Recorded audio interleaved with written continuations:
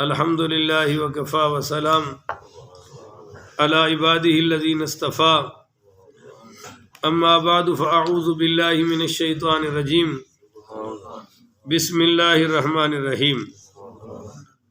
معزز محترم محتشم سامعین حضرات، 5 فروری بروز ہفتہ 2022 بعد نماز عشاء کا یہ درس قرآن انشاءاللہ سورۃ الانفال آیت نمبر 34 سے لے کر آیت نمبر 37 تک جاری رہے گا۔ آپ دعا فرمائیے کہ رب کریم مجھے شرح صدر کے ساتھ حق سچ بیان کرنے کی توفیق عطا فرمائے، اور اللہ تعالی ہم سب کو عمل والی باتوں پر عمل کی توفیق عطا فرمائے۔ پچھلے درس میں یہ بیان ہوا تھا کہ کافروں نے یہ کہا کہ وَإِذْ قَالُوا اللَّهُمَّ إِنْ كَانَ هَذَا هُوَ الْحَقُّ مِنْ عِنْدِكَ، انہوں نے یہ کہا کہ اے اللہ، اگر یہ قرآن، اسلام، پیغمبر تیری طرف سے حق ہے تو پھر فَأَمْطِرْ عَلَيْنَا حِجَارَةً مِّنَ السَّمَاءِ، تو پھر تو ہم پر آسمان سے پتھر برسا دے، ہم تو ماننے والے نہیں ہیں۔ اب ائتنا بعذاب علیم، یا پھر لیا ہم پر کوئی دردناک عذاب۔ تو اس کا جواب آیا آیت نمبر 33 میں، وَمَا كَانَ اللَّهُ لِيُعَذِّبَهُمْ، کہ نہیں ہے اللہ تعالیٰ کہ عذاب دے انہیں، وَأَنْتَ فِيهِمْ، حالانکہ آپ ان میں موجود ہیں، تشریف فرما ہیں۔ وَمَا كَانَ اللَّهُ مُعَذِّبَهُمْ، اور نہیں ہے اللہ عذاب دینے والا انہیں، وَهُمْ يَسْتَغْفِرُونَ، حالانکہ وہ استغفار کرتے ہیں۔ تو عذاب کیوں نہیں آ رہا؟ استغفار کرتے ہیں، اور اے میرے محبوب آپ موجود ہیں۔ اب یہ جو اگلی آیت ہے جس سے آج کا درس شروع ہو رہا ہے، اس میں فرمایا کہ وَمَا لَهُمْ أَلَّا يُعَذِّبَهُمُ اللَّهُ، مکہ سے آپ کی ہجرت کے بعد اب کیا وجہ ہے کہ میں انہیں عذاب نہ دوں؟ عذاب کیوں نہیں دے رہا تھا کہ آپ ان میں موجود ہیں، اور اب جب آپ ہجرت کر گئے ہیں، تشریف لے گئے ہیں مکہ سے، تو وَمَا لَهُمْ أَلَّا يُعَذِّبَهُمُ اللَّهُ، تو پھر کیا وجہ ہے اللہ انہیں کیوں نہ عذاب دے؟ یعنی اب اللہ انہیں ضرور عذاب دے گا، اب انہیں ضرور اللہ عذاب دے گا۔ کیوں؟ وَهُمْ يَصُدُّونَ عَنِ الْمَسْجِدِ الْحَرَامِ، اس وجہ سے عذاب آئے گا کہ یہ روکتے ہیں مسجد حرام سے مسلمانوں کو مسجد حرام میں داخل جیسا کہ 6 ہجری میں انہوں نے مقام حدیبیہ پر حضور کو بھی روک دیا اور صحابہ کرام کو بھی اندر نہیں آنے دیا، آگے داخل ہی نہیں ہونے دیا، عمرہ ہی نہیں کرنے دیا۔ تو فرمایا یہ مسجد حرام سے روکتے ہیں لوگوں کو۔ وَمَا كَانُوا أَوْلِيَاءَ، اور نہیں ہے وہ اس کے متولی، بولو نہیں ہے وہ اس کے نگہبان نہیں ہے، حالانکہ وہ یہ سمجھتے ہیں کہ ہم بیت اللہ کے چابی بردار ہیں، کنجی بردار ہیں، ہم بیت اللہ کے متولی ہیں۔ اللہ کہہ رہا ہے کہ یہ متولی کیوں؟ ان اولیاؤہ الا المتقون، اس کے متولی تو صرف متقی لوگ ہو سکتے ہیں۔ یہ گھٹیا قسم کے لوگ اور یہ کمینہ پن رکھنے والے لوگ یہ اتنی بڑی مسجد یعنی بیت اللہ کے متولی ہو سکتے، تو پتہ چلا کہ مسجد کے متولی نیک لوگ ہونے چاہیے، مسجدوں کے جو کمیٹی ہونی چاہیے وہ اچھے لوگوں کی ہونی چاہیے۔ اور دوسری بات یہ ہے کہ کمیٹی مسجد کی مالک نہیں ہوتی، بولو کمیٹی مسجد کی مالک ہے کہ جو چاہے وہ کرے۔ کمیٹی مسجد کی وکیل ہے، مسجد کی نمائندہ ہے، مسجد کی ترجمان ہے، وہ کریں گے جو اللہ فرمائے گا اور جو اس کا رسول فرمائے گا، اپنی منمانی کر سکتے ہاں۔ تو کمیٹی مسجد کی مالک نہیں ہوتی، مسجد کے ترجمان ہوتے ہیں، مسجد کے نمائندے ہوتے ہیں، مسجد کے خیر خواہ ہوتے ہیں۔ تو فرمایا وہ لوگ ہونے چاہیے جو تقوی رکھتے ہیں، وَلَكِنَّ أَكْثَرَهُمْ لَا يَعْلَمُونَ، مگر اکثر لوگ یہ جانتے ہیں، وہ جس کو مرضی پکڑا بنا دیا۔ وَمَا كَانَ صَلَاتُهُمْ، اور نہیں تھی ان کی نماز، عِندَ الْبَيْتِ، بیت اللہ کے پاس، خانہ کعبہ کے ان کی نماز نہیں تھی۔ کیا تھا؟ إِلَّا مُكَاءً وَتَصْدِيَةً، یہ سیٹی اور تالی، نماز کیا تھی؟ سیٹی اور تالی۔ اور اسی کو وہ عبادت سمجھتے تھے. سیدنا عبداللہ ابن عباس رضی اللہ تعالیٰ عنہ فرماتے ہیں کہ کانت قریش تطوف بالبیت عراتا، کہ بیت کپڑے اتار کر ننگے ہو کر مرد اور عورتیں بیت اللہ کا طواف کرتے تھے قریشی، اور اس کو وہ عبادت سمجھتے تھے. اور فرمایا کہ یسفقون ویصرفون فکان ذلک عبادۃ فی ظنہم، سیٹیاں بجاتے تھے، تالیاں بجاتے تھے اور سمجھتے تھے کہ یہ کام عبادت ہے. بولو یہ کام تو سیٹیاں بجانا یہ کافروں کی عبادت ہے. آج بھی وہ گھنٹے بجاتے ہیں مندروں میں، بجاتے ہیں نہیں بجاتے، گھنٹے بجاتے ہیں. اور تالیاں یہودی بجا رہے ہیں، عیسائی بجا رہے ہیں، تو مسلمانوں کی یہ شان ہے نہیں ہے. اور ہم حیران ہوتے ہیں کہ رائی بینڈ میں مولانا طارق جمیل صاحب خطاب کر رہے ہیں، خواجہ سعد رفیق صاحب بیٹھے ہوئے ہیں اور مجمع نے تالی بجائی، تو مولانا فرماتے ہیں کہ خواجہ صاحب کے لیے اور کلیپنگ ہونی چاہیے. پھر مجمع نے پھر تالیاں بجائی. تو یہ چیز جائز ہے، وہ کرے تو کرے، پر ایک عالم دین کو ایسا کام کرنا زیب دیتا نہیں ہے. اللہ اکبر کبیرہ. ایک یونیورسٹی میں مولانا پچھلے دن گئے ہیں خطاب کرنے، تو وہاں کہنے لگے اسی یونیورسٹی میں میں جب پڑھتا تھا تو گانے گاتا تھا، آج میں تمہیں پھر گانے سناؤں. انہوں نے کہا جی سناؤ. پھر مولانا نے 5-6 پہلے گانے سنائے نے. یعنی اندر دا میراسی اجے مریا نہیں، وہ ابھی بھی کام کر رہا ہے تھوڑا بہت. تو ہم کہتے ہیں کہ یہ ان کو زیب دیتا ہے، ہمیں زیب، ہمیں ایسی حرکتیں نہیں کرنی چاہیے. اللہ محفوظ فرمائے. تو میں عرض یہ کر رہا تھا، آج یہ دف بجانا اور اس کو عبادت سمجھنا، تالی بجانا عبادت سمجھنا، سیٹی بجانا عبادت سمجھنا، اور یہ جو کالی پنجاب پارٹی ہے یہ گھوڑوں کے آگے پیچھے بہت کرتے ہیں کچھ، اور اس کو بھی عبادت سمجھتے ہیں. تو بہرحال چلو بس رہن دو، اتنا ہی کافی ہے. وما کان صلاتہم عند البیت الا مکاء وتصدیۃ. اور یہ کیا کرتے ہیں جی، نماز تو پڑھتے نہیں، تالیاں بجاتے ہیں اور سیٹیاں بجاتے ہیں. فذوقوا العذاب، سو چکھو عذاب، بما کنتم تکفرون، اس کفر کے سبب جو تم دنیا میں کیا کرتے تھے. اللہ کہتا ہے میں اس کا یہ انجام دوں گا. الا الذین کفروا. اب کافروں کا ایک معاملہ اور سمجھو. یہ جب غزوہ بدر والا، تو ابتدا تو اسی ہوئی تھی نا بھی ان کے تجارتی قافلے پر حملہ کر رہا ہے. وہ تجارتی قافلہ تو بچ کے نکل گیا اور باقی 70 کافر قتل ہوئے. بولو کتنے مارے گئے؟ 70. او ہو. جب یہ قافلہ واپس پہنچا تو بڑا منافع آیا، بڑا مالدار قافلہ تھا. تو وہ سارے اکٹھے ہو گئے. انہوں نے کہا جی ہمارے بڑے جو قتل ہوئے ہیں 70 افراد، وہ اسی قافلے کی حفاظت میں ہوئے ہیں. اب جتنا منافع آیا ہے اب ہمیں دے، تاکہ ہم اپنے ان 70 افراد کے قتل کا بدلہ لے سکیں. تو ابو سفیان نے کہا جتنا مال لینا ہے لے لو، اور تم تیاری کرو اور اپنے سارے مقتولین کا بدلہ. ابھی تک ابو سفیان مسلمان بعد میں ہوئے تھے، اس وقت تک نہیں ہوئے تھے. تو وہ سارا مال انہوں نے لیا اور آئے غزوہ احد میں. وہ کیا بنا وہ پیچھے سورہ آل عمران میں بیان کر چکا ہوں، آپ ریکارڈنگ میں سن سکتے ہیں. الا الذین کفروا، بے شک یہ جو کافر ہے نا، ينفقون اموالہم، خرچ کرتے ہیں اپنے مال. بولیے خرچ کرتے ہیں اپنے مال. یاد رکھیے گا خرچ کفر پر بھی ہوتا ہے. اگر آپ یہ سوچیں جی صرف مسلمان ہی خرچ کرتے ہیں، تو کافر آج بھی ہم سے زیادہ خرچ کر رہے ہیں. بولو آج بھی ہم سے زیادہ خرچ کر رہے ہیں. اللہ کہہ رہے ہیں لیصدوا عن سبیل اللہ. یہ خرچ کس لیے کر رہے ہیں کہ تمہیں روکے اللہ کے راستے سے. بولو بھائی سارے بول رہے ہیں، ایک آدھا نہیں بولا کرو. تمہیں روکے اللہ کے راستے سے، یہ وجہ ہے خرچ کرنے کی. فَسَيُنْفِقُونَهَا، اور یہ خرچ کرتے رہیں گے. بولو یہ خرچ کرتے رہیں گے. ہاں ان کا خرچ جاری رہے گا. اور آج بھی ان کے خرچ تکڑے ہیں.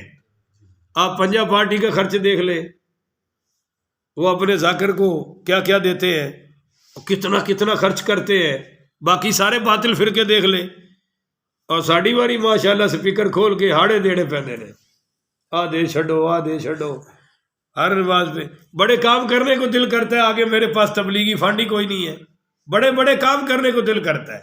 مثلا اب کل سپارہ ختم ہو رہا ہے، کہہ دو نا الحمدللہ۔ تسی انج بیٹھے ہو جی میں مینوں مطلب کوئی حادثہ پیش آ گیا تو تسی ویکھ ہی جاندے ہو بھی مولوی ساڈا ہی سی، اج اینوں ہو کی گیا ہے۔ تو اصل مسئلہ یہ ہے کہ میں یہ عرض کر رہا تھا، بات سمجھے اور بات کو پک کریں، پتہ چلنا چاہیے کہ آپ کو بات سمجھ آ گئی ہے۔ پہلے دور میں لوگ باتیں سنتے تھے، اگوں کہتے تھے ہاں ہنگارا دیندے سر، تسی ہنگارا ہی نہیں دیندے ہو۔ میں یہ عرض کر رہا تھا کہ اب جیسے کل سپارہ اللہ کے فضل و کرم سے ہمارا 9واں ختم ہو رہا ہے، 9ویں سپارے کا کل آخری درس ہوگا، پھر کہو الحمدللہ، اللہ قبول فرمائے اور آئندہ اللہ والناس تک پہنچنے کی توفیق عطا فرمائے۔ تو دل تھا کہ کسی بڑے عالم کو بلاؤں اور وہ پہلا درس اگلے 10ویں پارے کا دے اور پھر میں آگے سے شروع کر دوں۔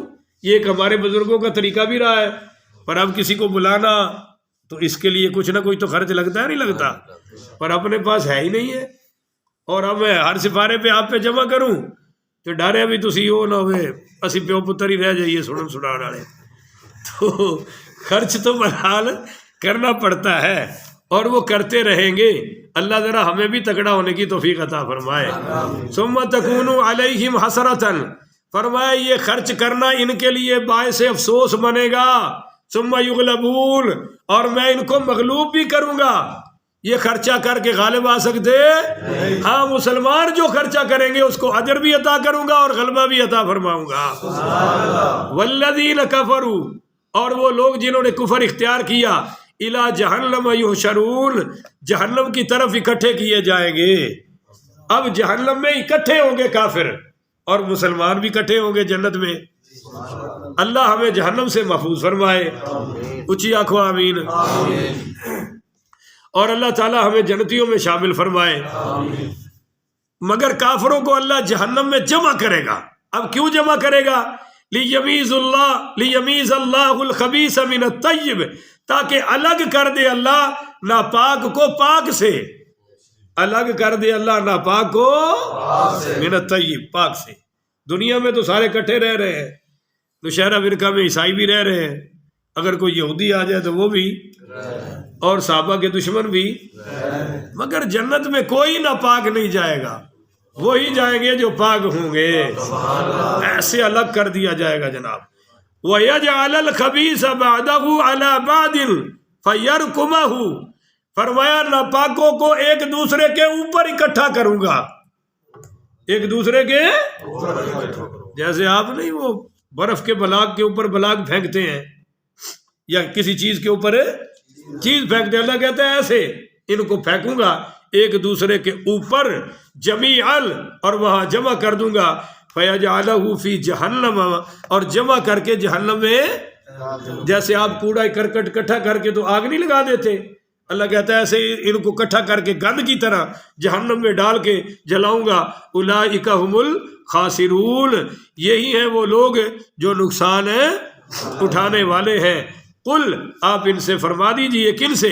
للذین کفروا، کافروں سے، ان یلتہوا یغفر لہم ما قد سلف، اگر یہ باز آ جائیں، بولیے اگر یہ کفر سے، شرک سے، بدماشی سے، آپ کی مخالفت سے اگر یہ باز آ جائے تو جو ہوا سو ہوا، یغفر لہم ما قد سلف، پیچھے جو کچھ یہ کر چکے ہیں میں سارے گناہ معاف فرما دوں گا۔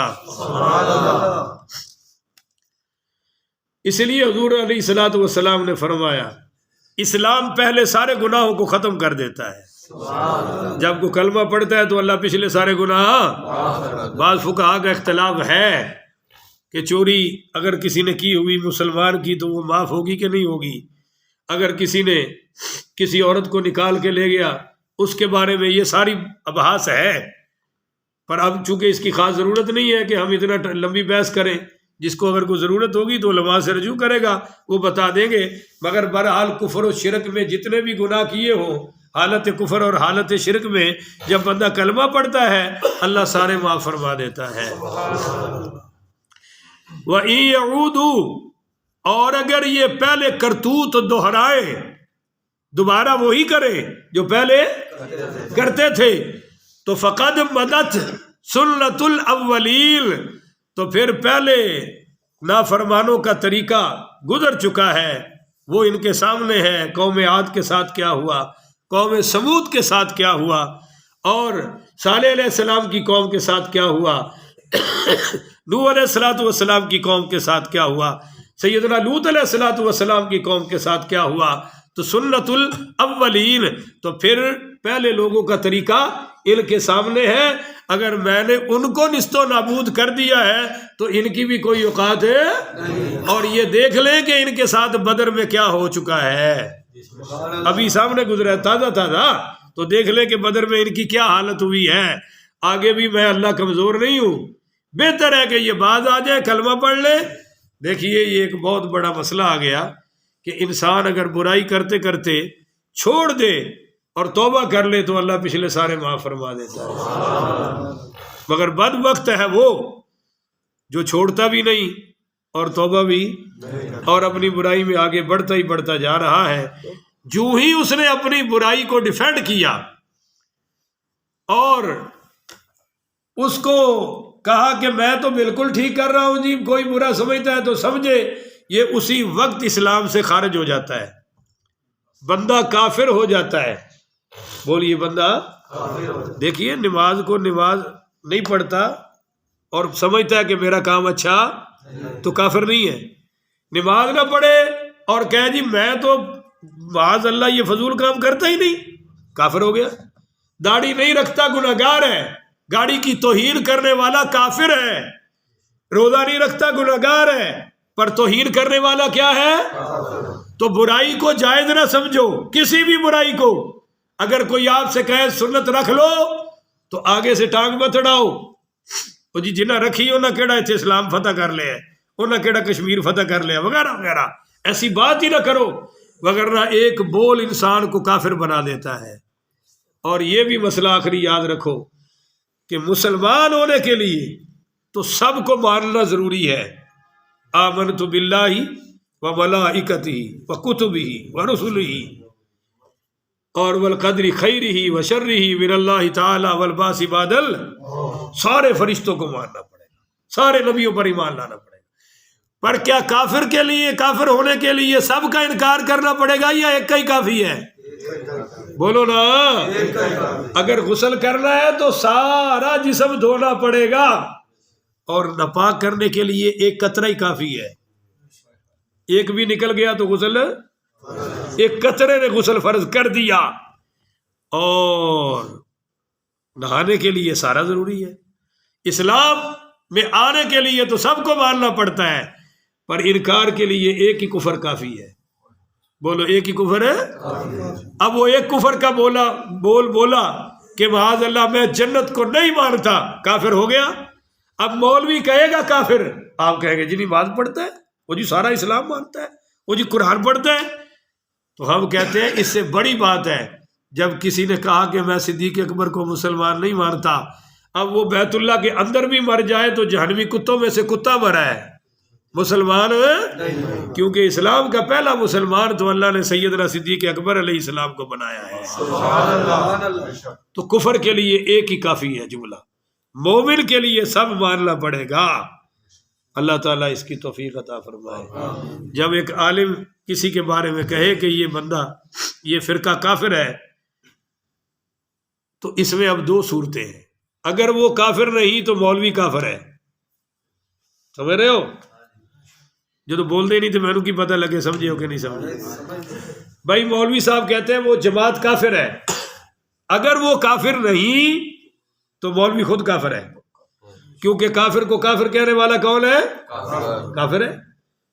اور اگر وہ کافر ہے اور آپ کہیں نہیں جی یہ تو مسلمان ہے، اور عالم کہے یہ مسلمان ہے اور آپ کہیں مسلمان ہے، تو پھر آپ کافر ہو گئے، پھر ہم سب، کیونکہ کافر کو کافر نہ ماننے والا بھی کافر ہے۔ مسلمان کو کافر کہنے والا کافر ہے تو کافر کو مسلمان کہنے والا بھی اپنے اسلام کے لیے کافر کو کافر کہنا پڑے گا اور مسلمان کو مسلمان کہنا پڑے گا۔ سبحان اللہ۔ آج آپ میں سے کوئی کہے ابو لہب بڑا اچھا نیک آدمی تھا تو کافر ہو گیا یا نہیں ہو گیا؟ ہو گیا۔ کیونکہ قرآن میں اس کا کفر آ گیا ہے۔ تو جب آپ یہ کہتے ہیں کہ کسی بکرے کو خنزیر نہ کہو تو ہم بھی تو کہیں گے نا بھی کسی خنزیر کو بکرا، بولتے نہیں ہو۔ آپ کہتے ہیں نا بھی آب زمزم کو پیشاب، تو ہم بھی کہیں گے کہ شراب کو بھی آب زمزم، اور کوئی شراب پہ 100 مرتبہ سورہ فاتحہ پڑھے پھونکا مارے وہ حلال ہے۔